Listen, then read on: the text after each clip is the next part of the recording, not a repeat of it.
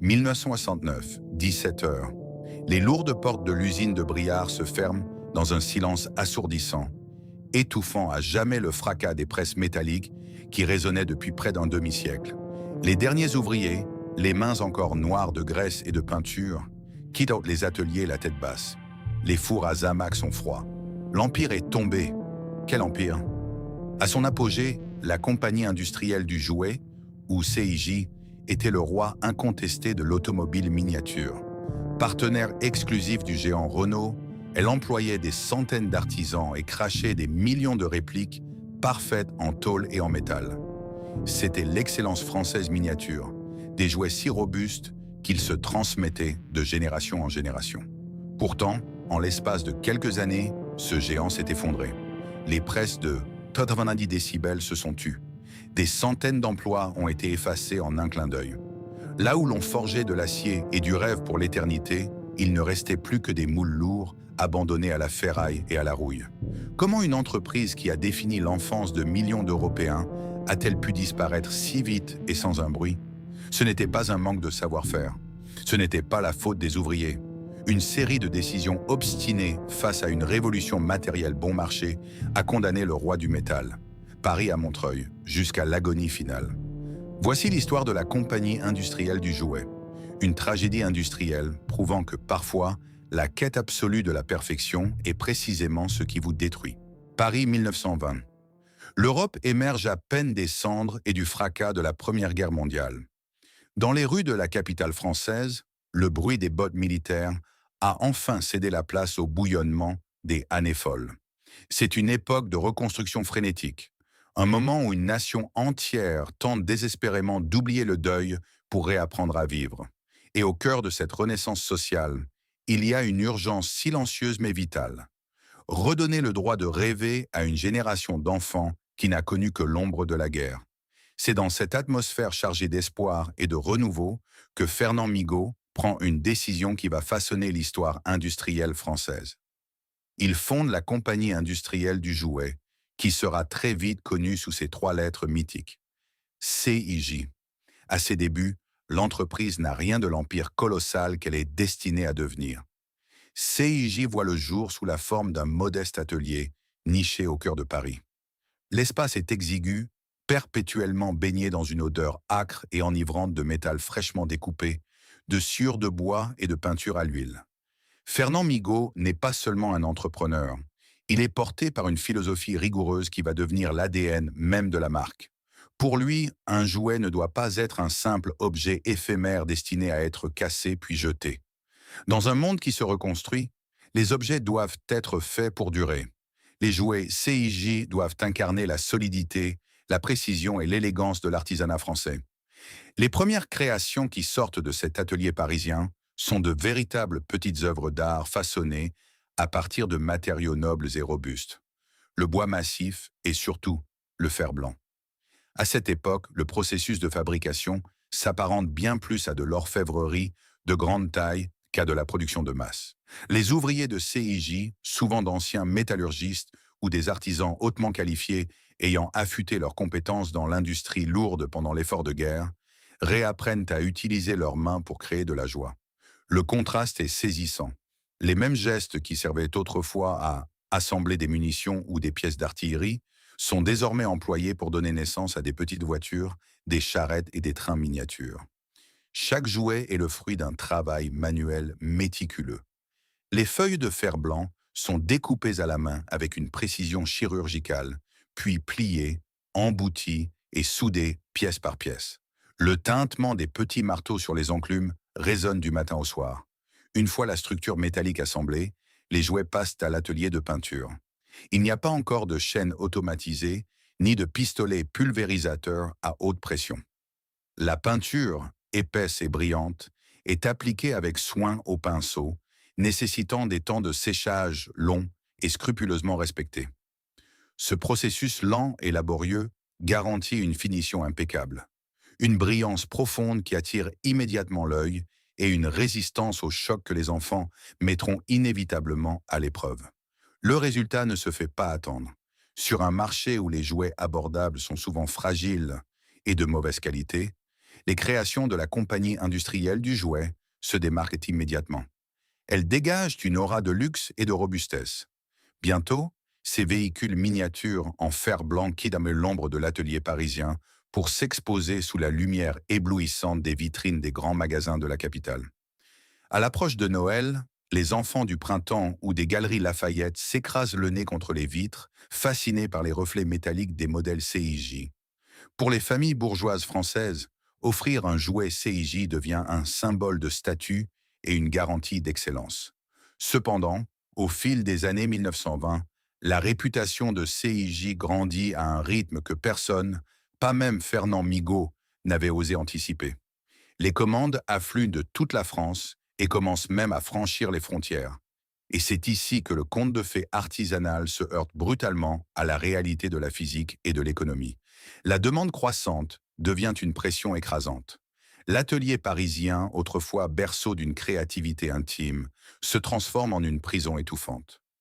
L'espace manque cruellement pour stocker les matières premières et les artisans, travaillant épaule contre épaule dans des conditions de plus en plus difficiles, ne peuvent physiquement pas produire plus vite.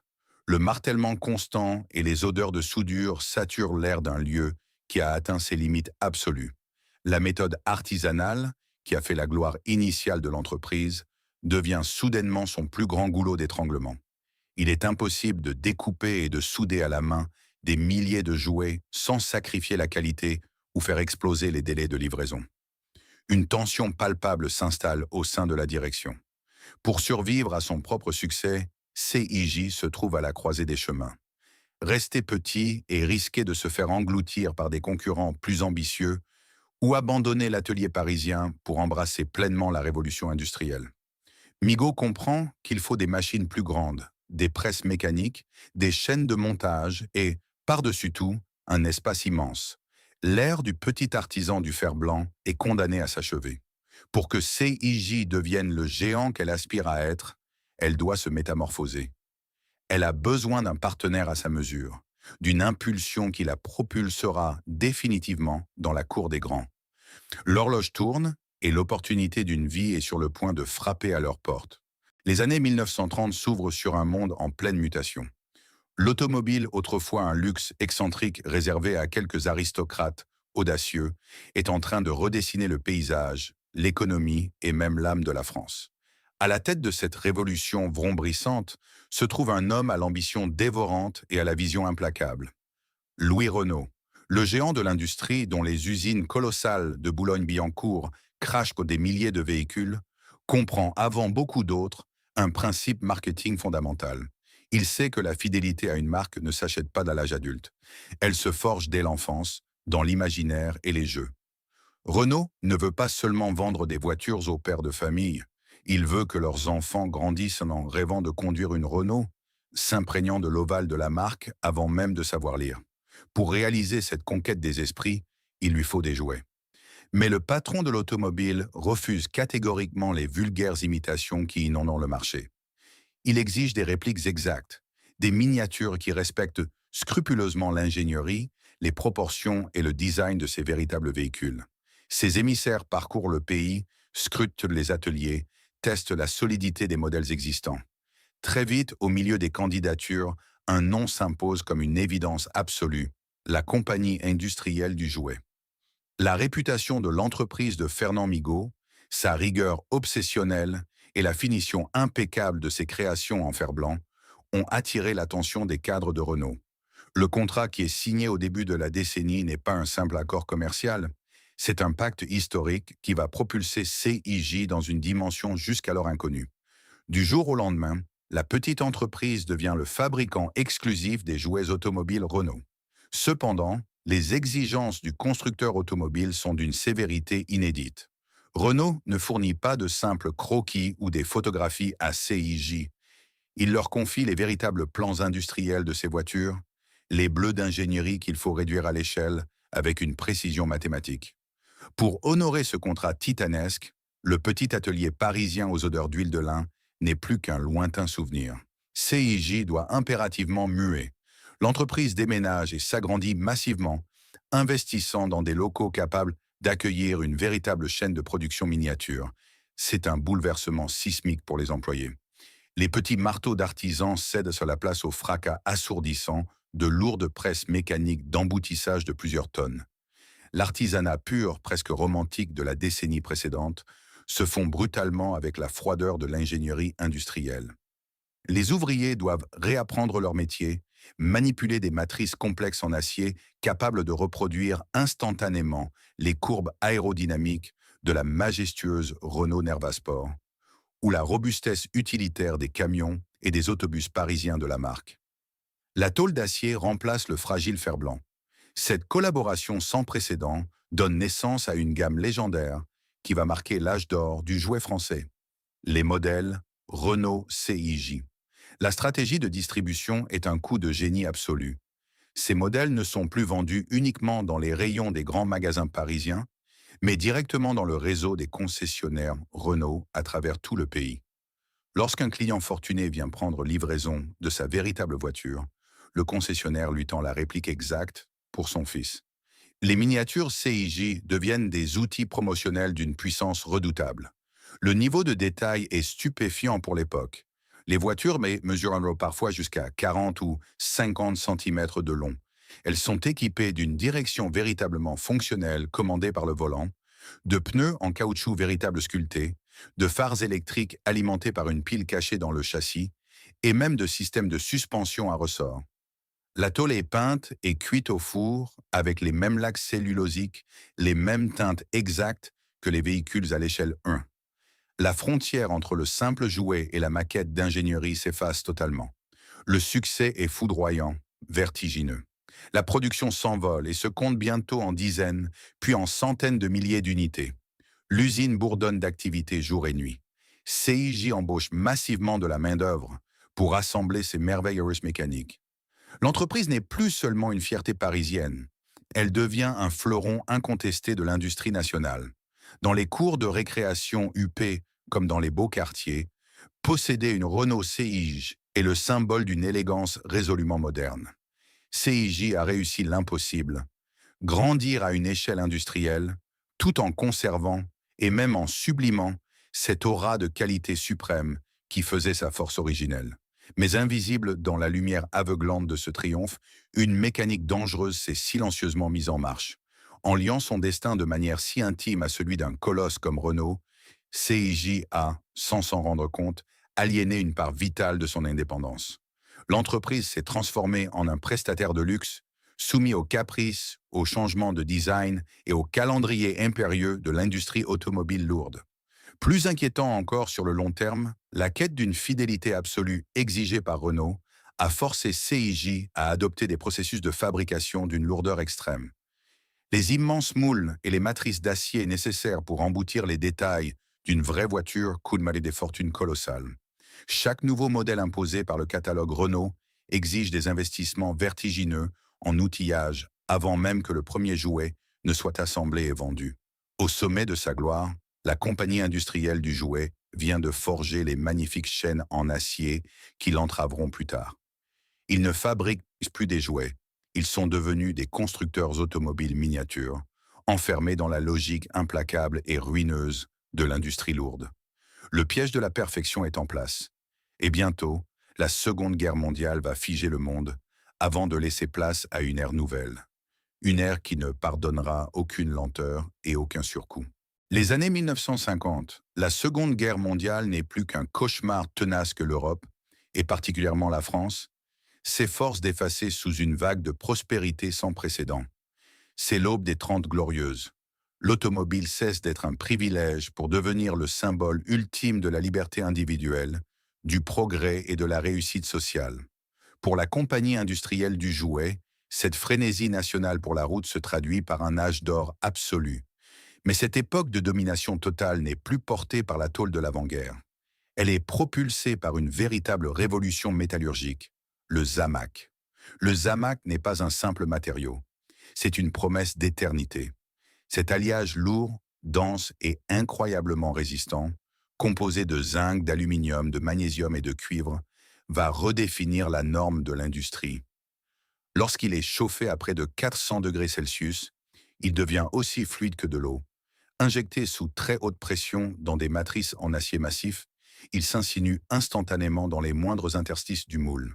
En refroidissant en une fraction de seconde, il se fige pour former une coque d'une solidité redoutable, capturant des détails d'une précision presque maniaque. Fini les formes approximatives ou les détails peints en trompe-l'œil.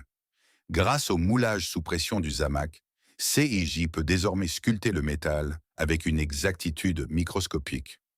Les nervures des calandres, les poignées de porte saillantes, les ouïes d'aération du moteur à l'arrière de la nouvelle Renault 4CV, tout est gravé directement dans la matière. À l'intérieur des murs de l'usine, le paysage sonore et visuel s'est radicalement transformé pour devenir une véritable forteresse de l'industrie lourde. La chaleur y est étouffante, presque palpable. Des dizaines de creusets crachent une lueur orangée, maintenant des tonnes d'alliage en fusion. Le sol de béton tremble sous le rythme régulier, mécanique et implacable des presses à injecter.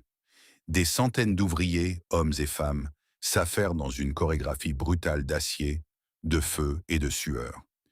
Dès que l'immense bloc d'acier du moule s'ouvre avec un sifflement perçant d'air comprimé, l'opérateur, protégé par d'épais gants de cuir, extrait la carrosserie encore brûlante à l'aide de grandes pinces.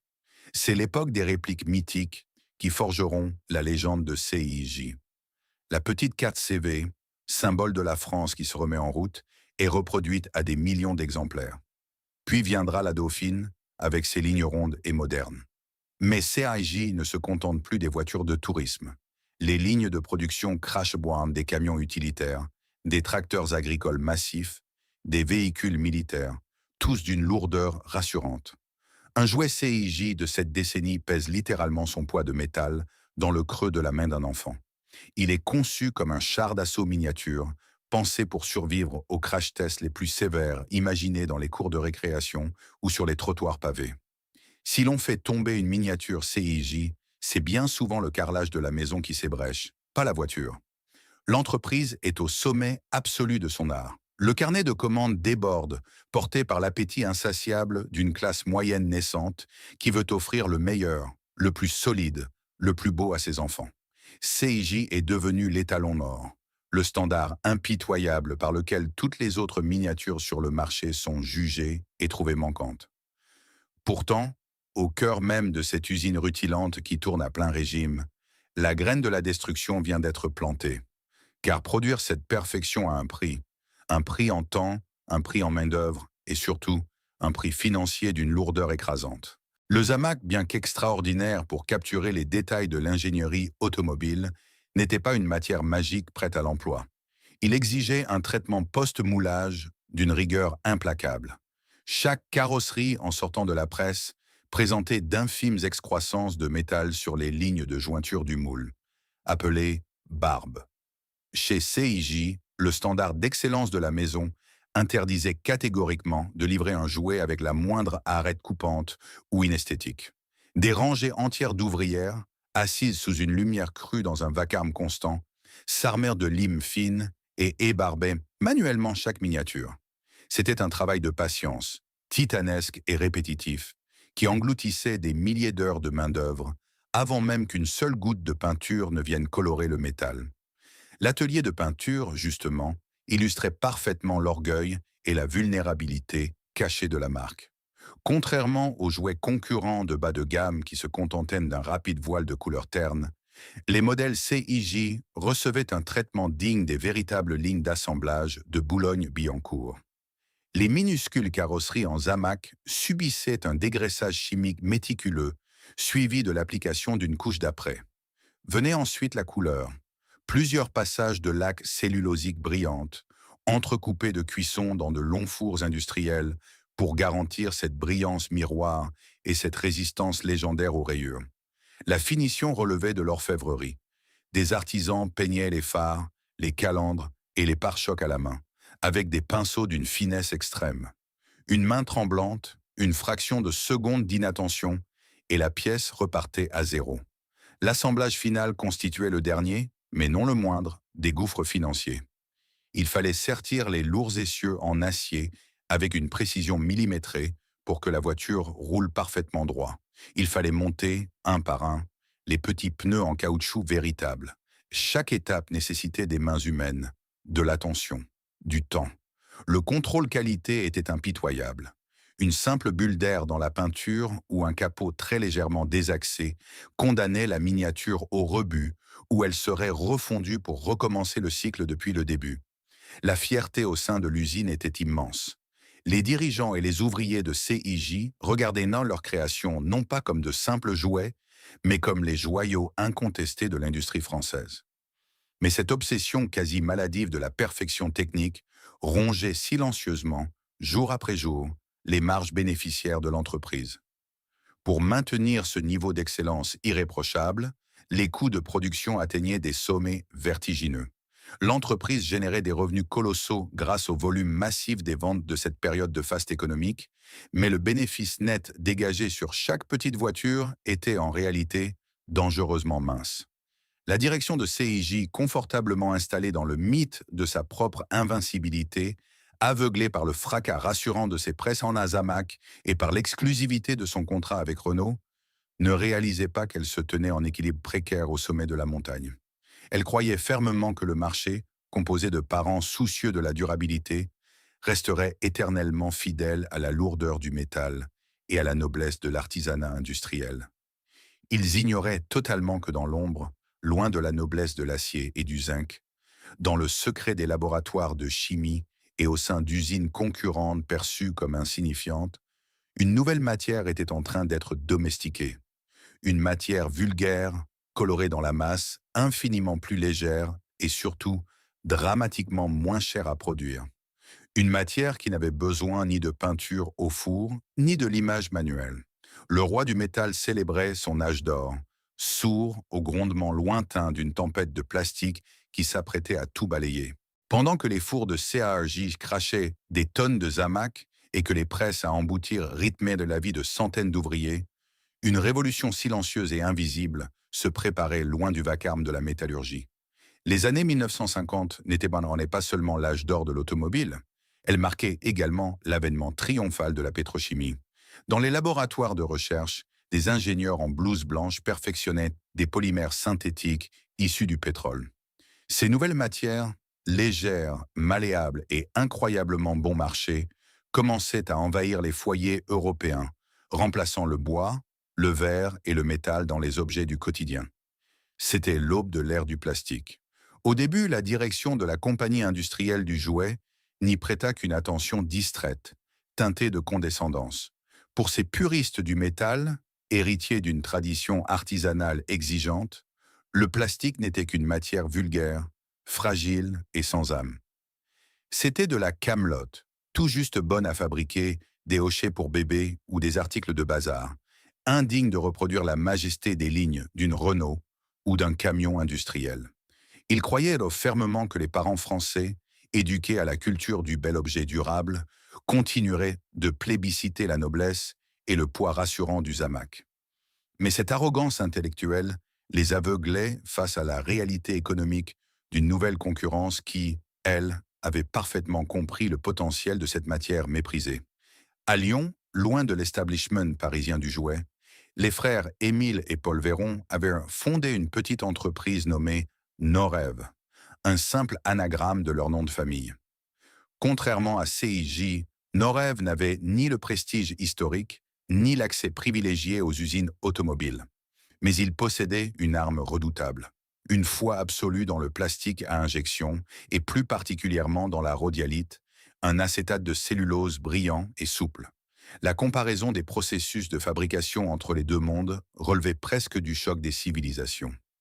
Chez CIJ, fabriquer une voiture exigeait de faire fondre du métal à 400 degrés, de limer manuellement les imperfections de la carrosserie brûlante, puis de lui faire subir un long cycle de peinture, de cuisson et de séchage.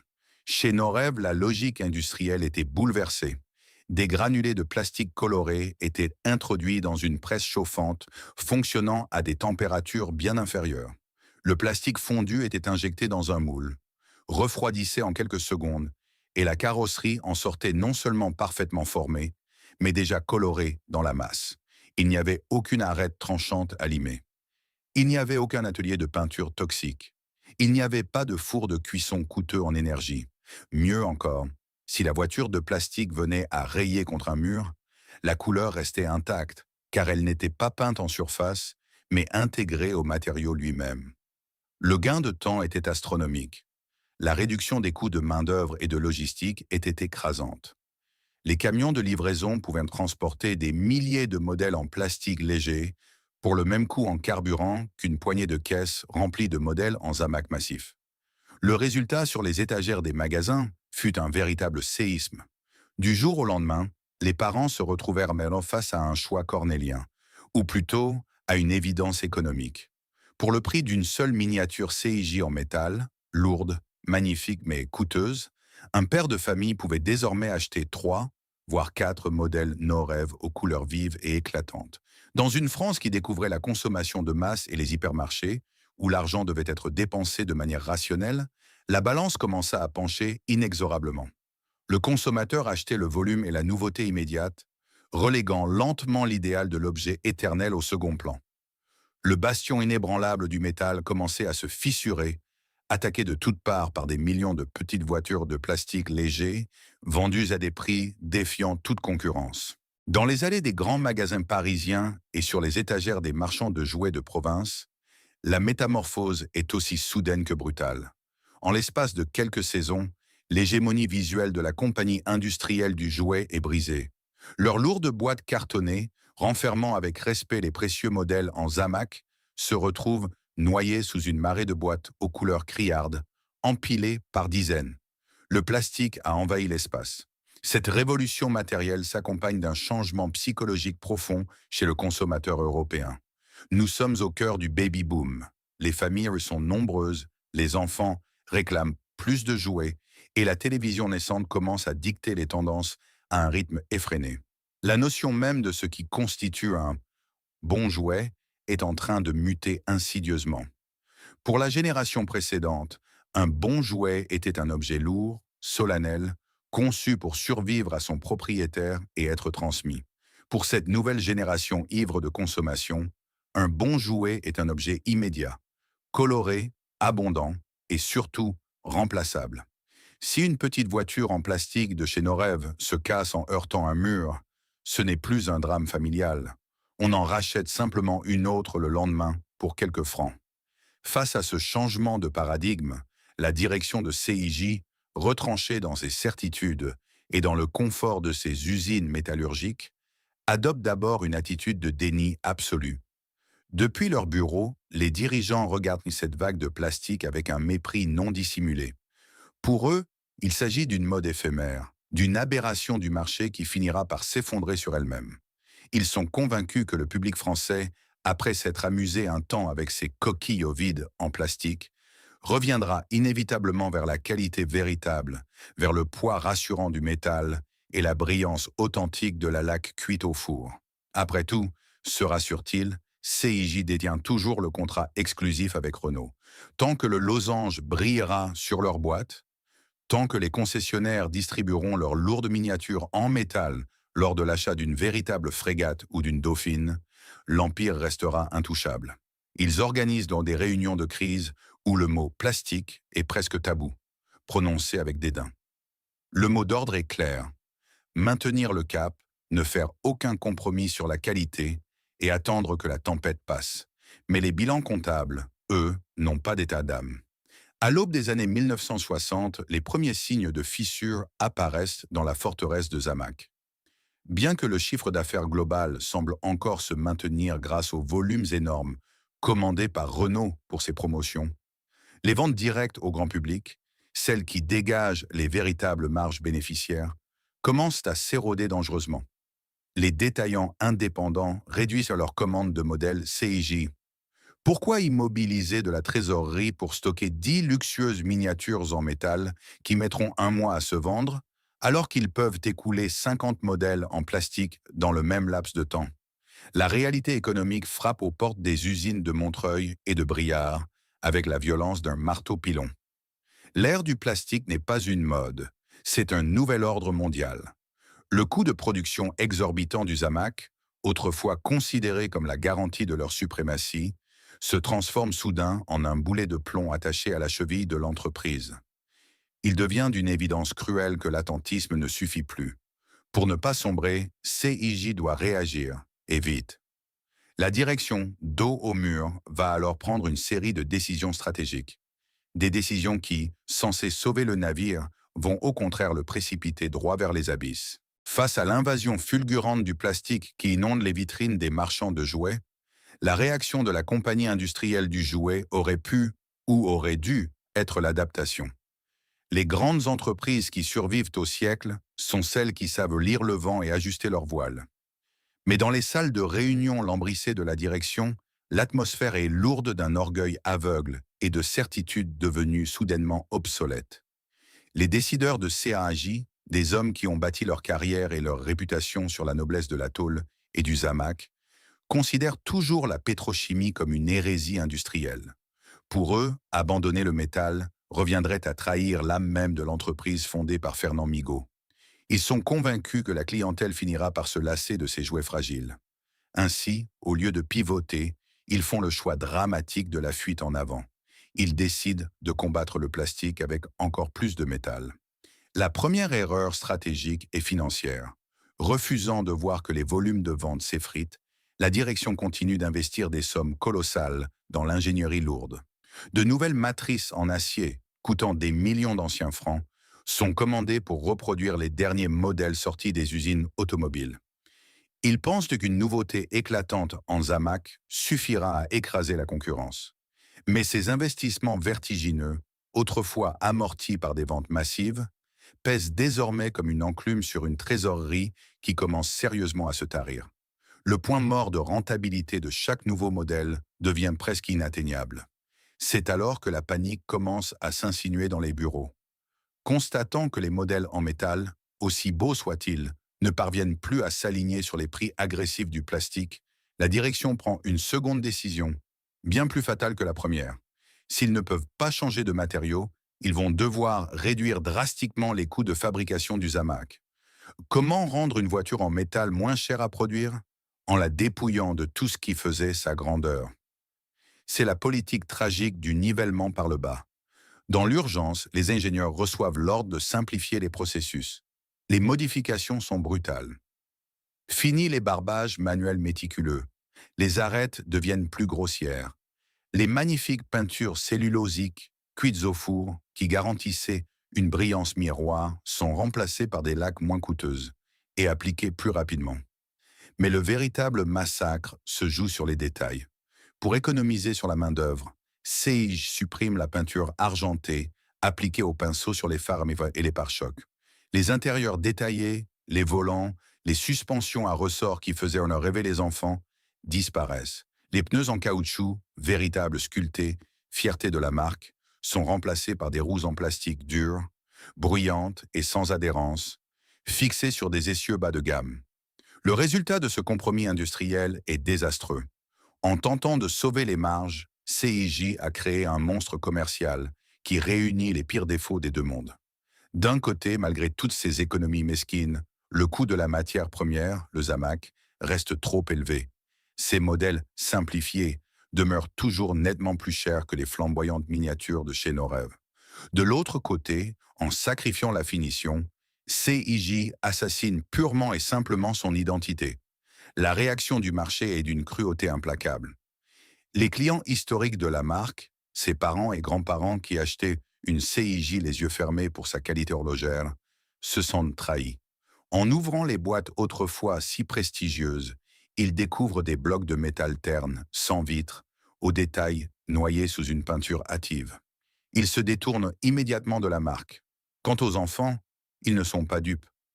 Pourquoi voudraient-ils de cette voiture lourde et triste, alors que le concurrent en plastique propose des modèles aux couleurs vives, dotés de vitres transparentes, d'aménagements intérieurs colorés et qui roulent à toute vitesse sur le carrelage?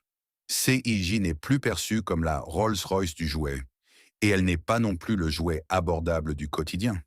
Elle s'est enfermée dans une prison, le milieu de gamme médiocre et hors de prix. Le coup de grâce psychologique survient lorsque le partenaire historique, le socle même de l'empire CIJ, commence à vaciller. La régie Renault, guidé par ses propres impératifs économiques, revoit à la baisse les budgets de ses campagnes promotionnelles. Lorsque le constructeur automobile lance de nouveaux modèles populaires conçus pour les masses, comme la R4, il a besoin de millions de jouets pour accompagner le lancement, mais à des coûts écrasés. Devant les tarifs que CIJ ne peut plus compresser sans vendre à perte, Renault, impitoyable, commence à diversifier ses fournisseurs. L'exclusivité, ce bouclier magique qui protégeait CIJ depuis les années 1901, se fissure irrémédiablement. Des concurrents, travaillant le plastique, commencent à obtenir des licences pour reproduire le célèbre losange. Au sein des usines de Montreuil et de Briard, l'atmosphère autrefois électrisante par l'activité frénétique se mue en une angoisse sourde.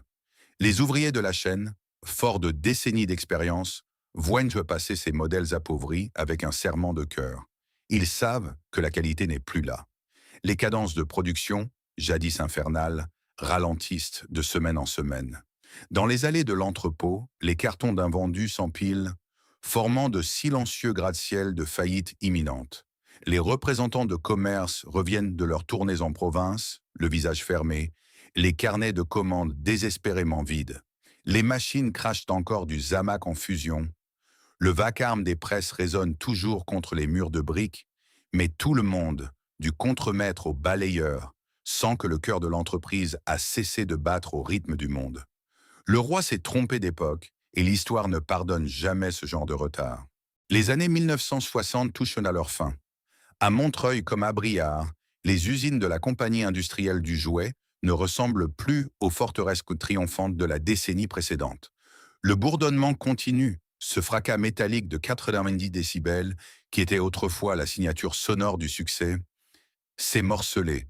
Il a laissé place à de longs silences angoissants, brisés de manière erratique par le bruit d'une presse isolée, crachant ses dernières pièces. La fine poussière sombre qui recouvrait autrefois les vêtements des ouvriers s'accumule désormais sur les machines inactives et les chariots élévateurs immobiles. L'Empire se meurt, non pas dans une explosion spectaculaire, mais par une lente et douloureuse asphyxie financière. Acculé par l'effondrement de ses ventes et par les dettes vertigineuses accumulées suite à ses investissements hasardeux, la direction tente des manœuvres de la dernière chance. L'heure n'est plus à la conquête de nouveaux marchés, ni à l'innovation, mais à la survie la plus stricte, la plus désespérée. Dans un ultime effort pour sauver ce qui peut encore l'être, CIJ cherche des alliés. C'est ainsi que s'orchestre le rapprochement avec JRD, jouets roulants et démontables. Une autre marque historique française, spécialisée dans les jouets en tôle et en métal, elle aussi frappée de plein fouet et laissée exsangue par l'ouragan du plastique.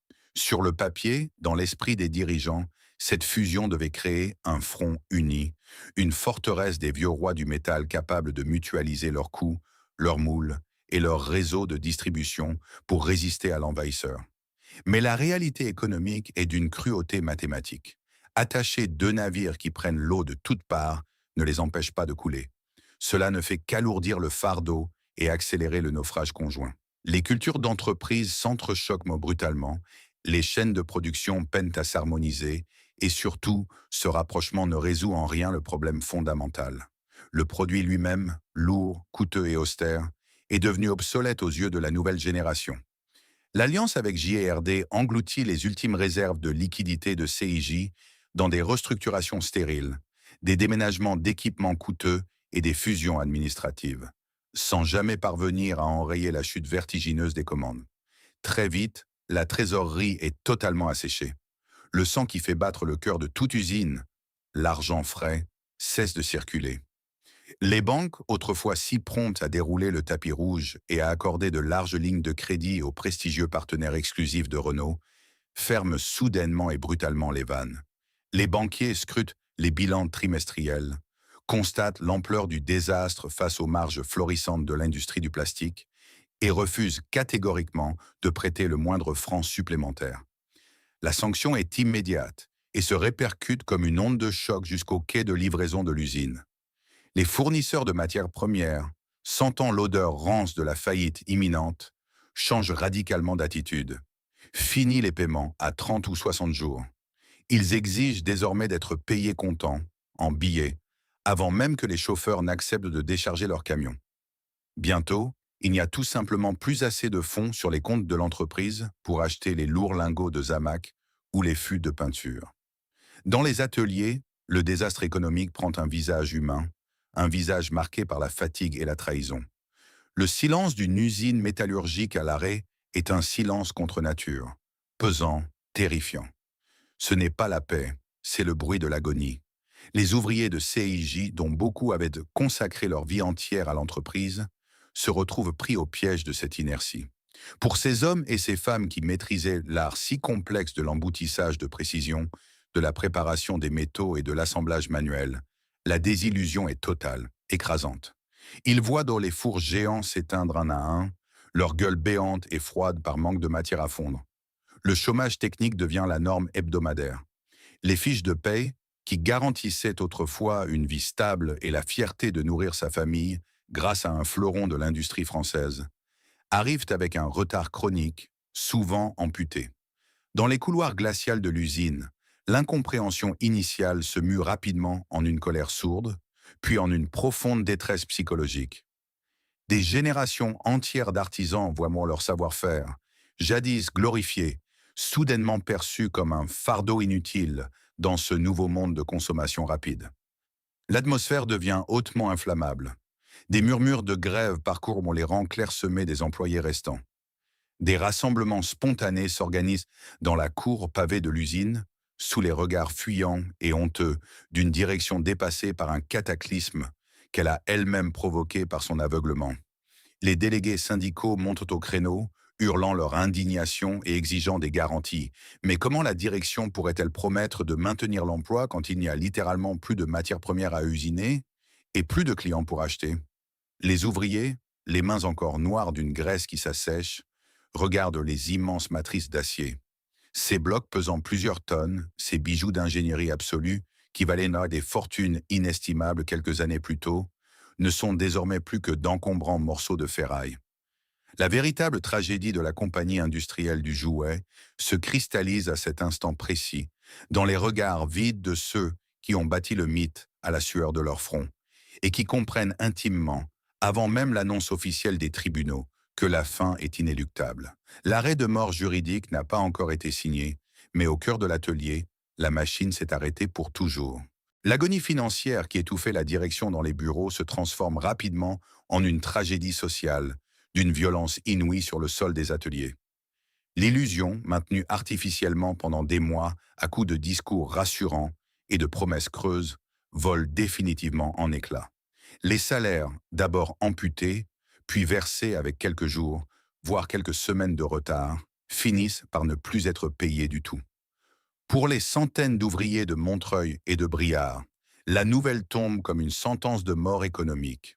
Comment nourrir sa famille, payer son loyer ou chauffer sa maison quand l'entreprise qui vous emploie depuis 20 ans n'a même plus de quoi vous signer un chèque de misère? La fierté professionnelle, cette dignité silencieuse qui caractérisait les métallurgistes et les peintres de la compagnie industrielle du jouet, cède brutalement la place à un désespoir teinté de fureur.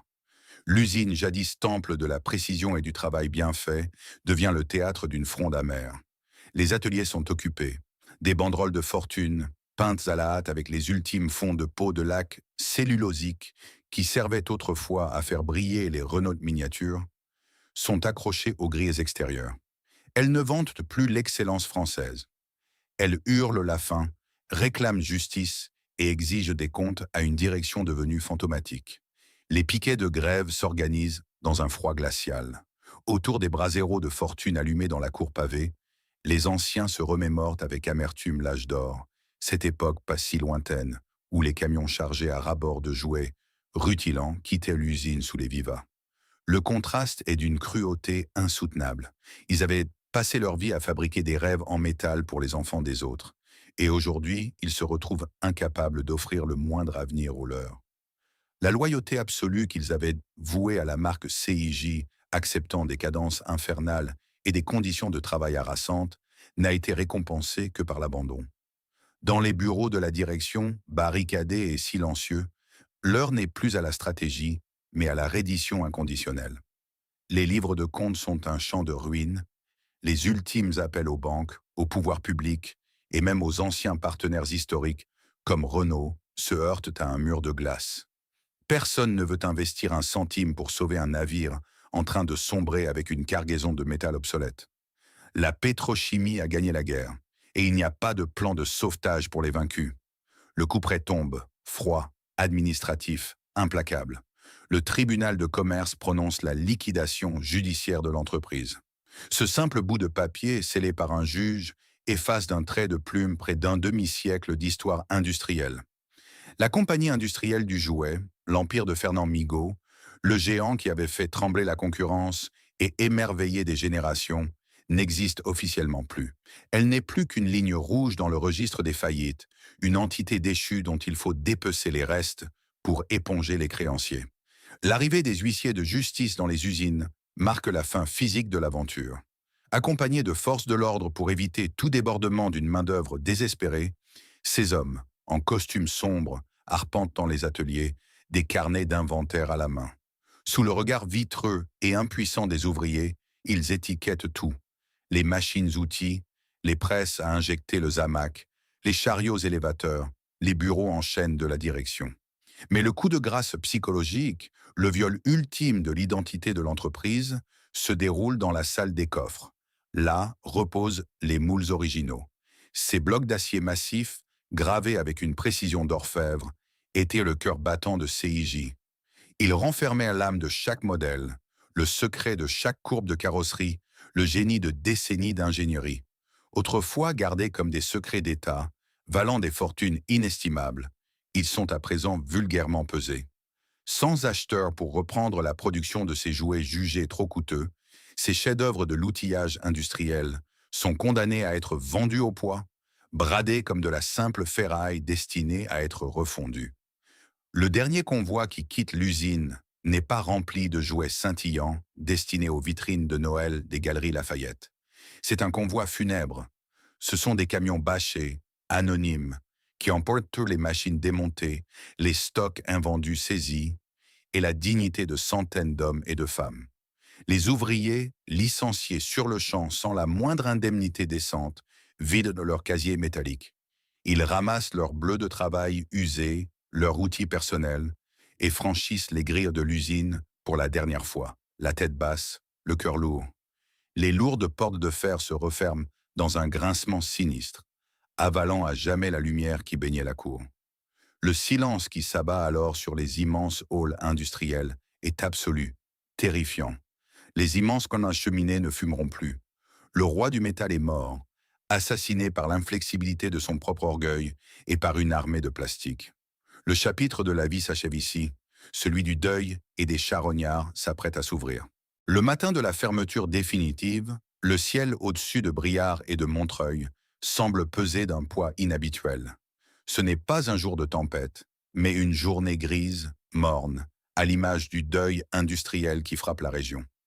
À l'intérieur des murs de la compagnie industrielle du jouet, le silence est devenu absolu, presque assourdissant pour ceux qui ont vécu au rythme des cadences infernales.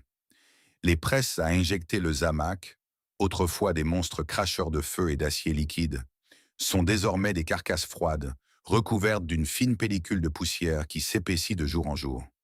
Les fours géants ont été vidés de leurs ultimes scories. L'odeur caractéristique de l'huile brûlée, de la laque cellulosique et du métal chaud, qui imprégnait la peau et les vêtements des ouvriers depuis des décennies, commence déjà à se dissiper, chassés par les courants d'air qui s'engouffrent par les fenêtres mal fermées de l'atelier.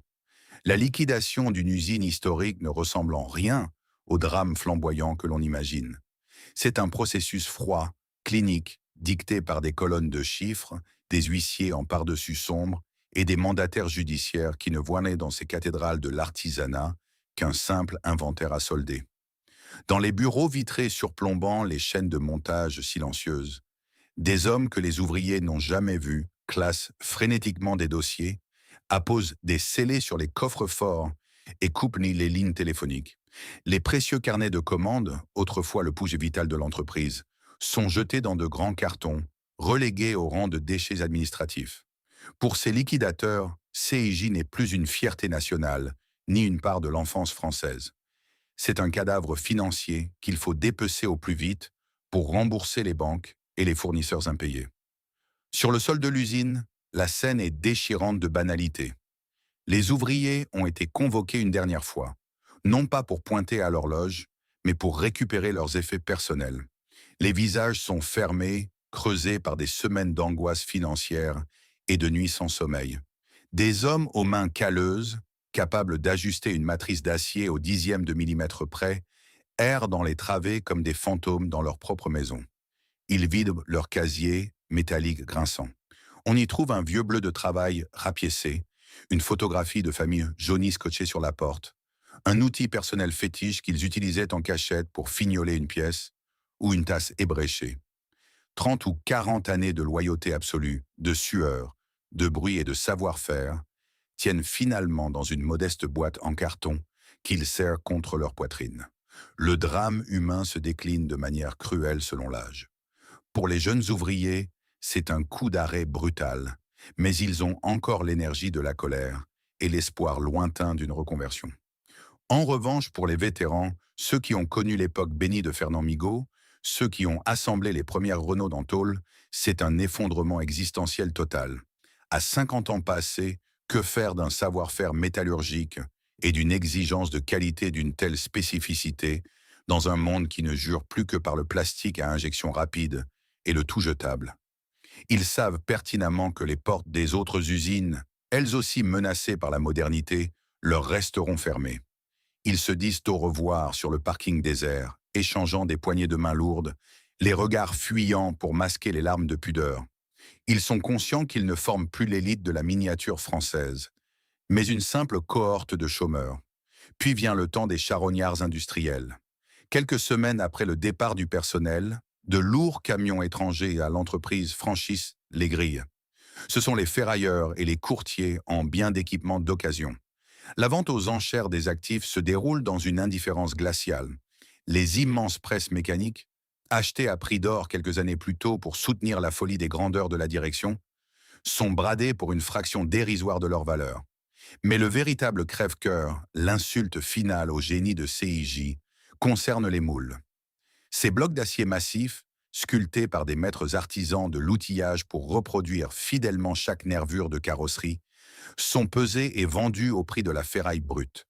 Des milliers d'heures d'ingénierie, l'ADN même de l'entreprise, le secret de la majesté des modèles CIJ sont chargés à l'aide de palans rouillés dans des bennes. Ces chefs-d'œuvre de précision sont destinés à être refondus dans des aciéries pour fabriquer de vulgaires fers à béton.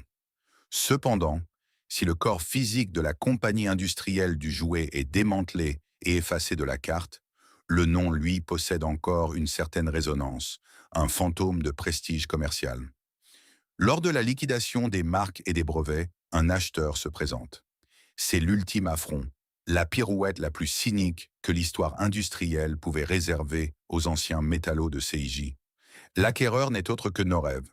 L'entreprise lyonnaise, celle-là même qui avait mené la révolution du plastique, celle qui avait inondé le marché de ses miniatures bon marché et précipité la chute du géant du Zamac, rachète le nom et le logo de son ancien rival.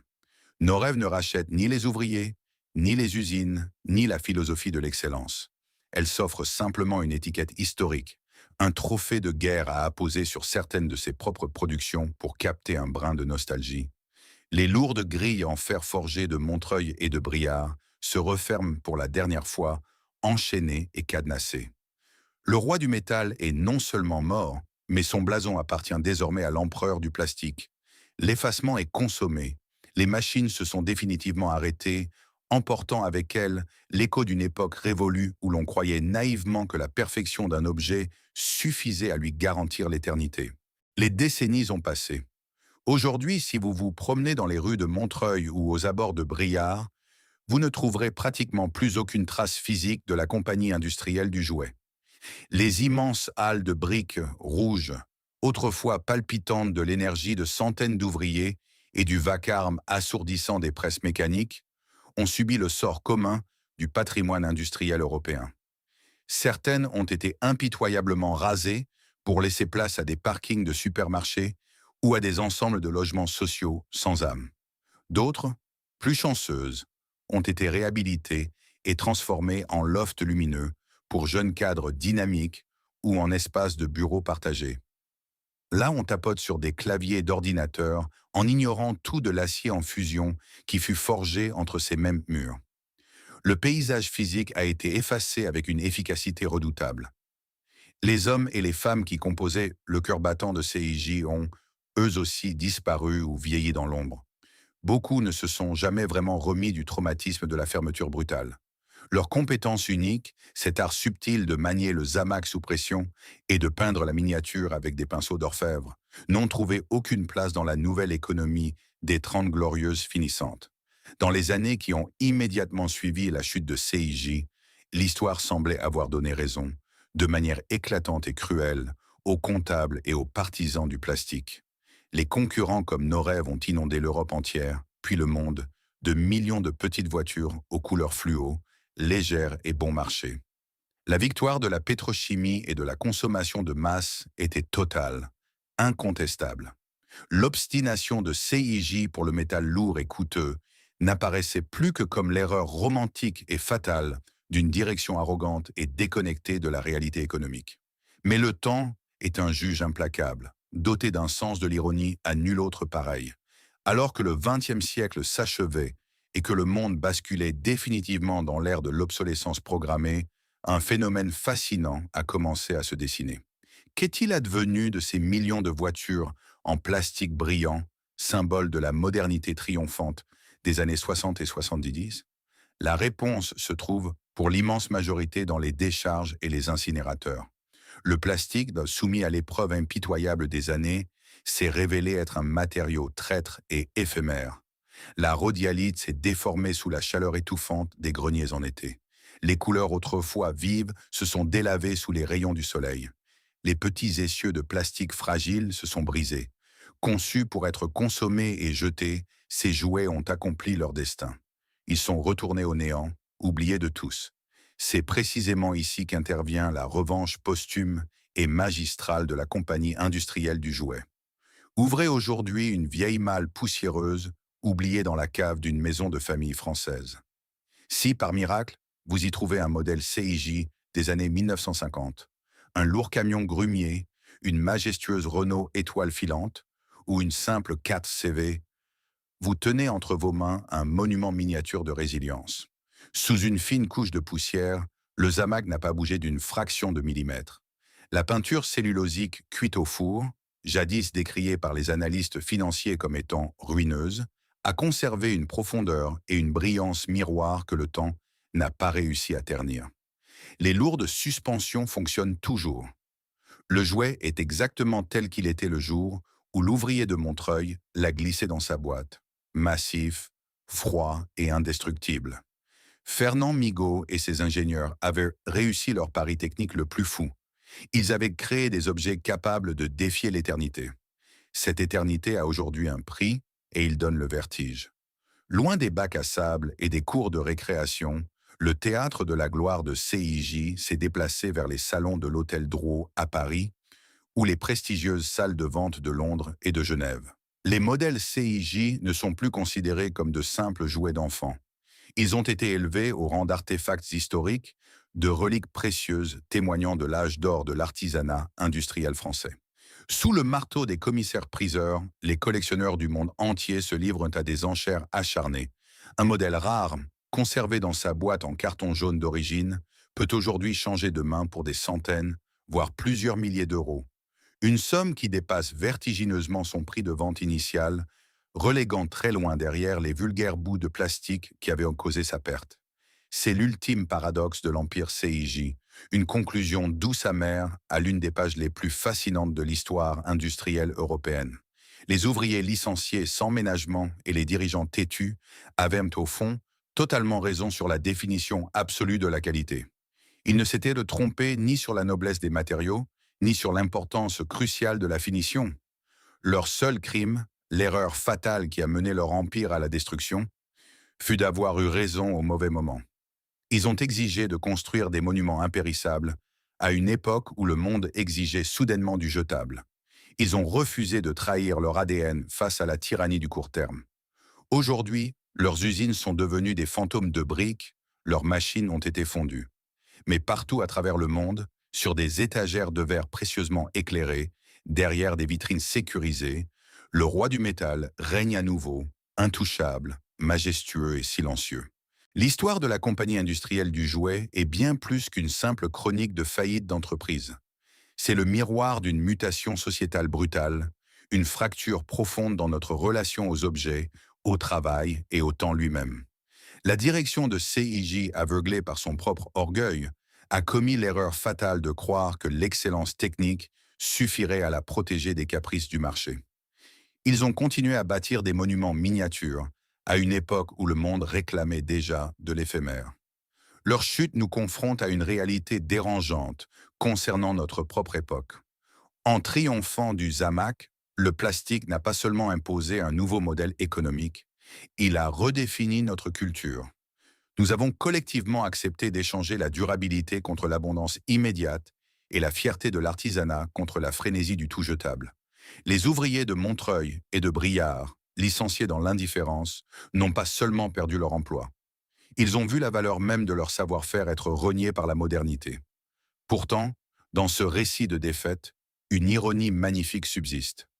Alors que les millions de voitures en plastique de leurs concurrents ont fini en miettes dans les décharges, les lourdes miniatures de CIJ, elles, ont traversé les décennies sans une égratignure.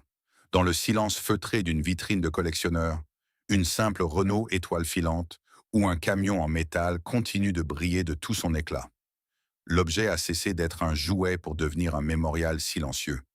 Il nous rappelle qu'il fut un temps où les choses portaient en elles la dignité de ceux qui les avaient fabriquées. Le roi du métal a perdu sa couronne industrielle, mais face à l'épreuve du temps, son héritage a remporté la victoire absolue. Si cette plongée dans les coulisses de l'histoire industrielle française vous a touché, prenez un instant pour vous abonner à la chaîne et laisser un j'aime. Partagez également vos réflexions dans les commentaires. Avez-vous déjà tenu l'un de ces modèles en métal indestructible entre vos mains? Et surtout, pensez-vous que notre monde gagnerait à retrouver cette culture de la durabilité, quitte à en payer le prix? Merci de nous avoir accompagnés jusqu'au bout de cette aventure. Prenez soin de vous et à très bientôt pour explorer ensemble une nouvelle page oubliée de l'histoire.